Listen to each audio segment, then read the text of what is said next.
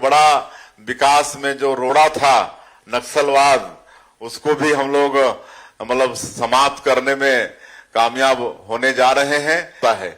तो इसका लाभ आप लोगों को लेना चाहिए।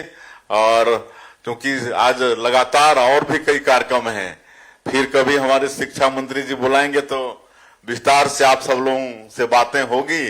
शिक्षा के क्षेत्र में भी हमारी सरकार बहुत कुछ कर रही है, वो सभी कभी बात करेंगे क्योंकि आगे कई कार्यक्रम है। इसलिए और ज्यादा नहीं कहते हुए आज की इस अवसर में आप सभी लोगों से हम आह्वान करना चाहेंगे कि हम लोग को अपने प्रदेश को विकसित छत्तीसगढ़ के रूप में खड़ा करना है, और वो संभव भी है।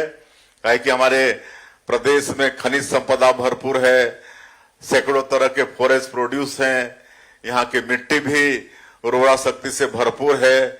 यहाँ के लोगों को पूरे देश में कहते हैं छत्तीसगढ़िया सबले बढ़िया। और अब जो एक बड़ा विकास में जो रोड़ा था नक्सलवाद, उसको भी हम लोग मतलब समाप्त करने में कामयाब होने जा रहे हैं। डबल इंजन की सरकार और हमारे माननीय प्रधानमंत्री जी, माननीय गृह मंत्री जी का संकल्प कि आने वाला साल 31 मार्च 2026 तक नक्सलवाद को समाप्त करना है। और आप सब लोग भी ये विश्वास करते होंगे कि जिस तरह से हमारे केंद्रीय सुरक्षा बल के जवान और हमारे छत्तीसगढ़ पुलिस बल के जवान जिस मुस्तैदी के साथ नक्सलवाद के साथ लड़ रहे हैं, लगातार ऑपरेशन हो रहे हैं, सफलता मिल रही है, तो निश्चित रूप से माननीय प्रधानमंत्री जी का और गृह मंत्री जी का सपना पूरा होगा।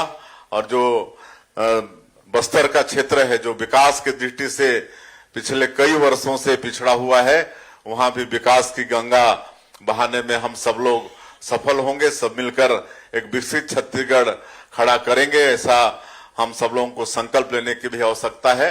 और मैं एक बार फिर से इस रक्तदान महादान शिविर का आयोजन करने के लिए मैं यूनिवर्सिटी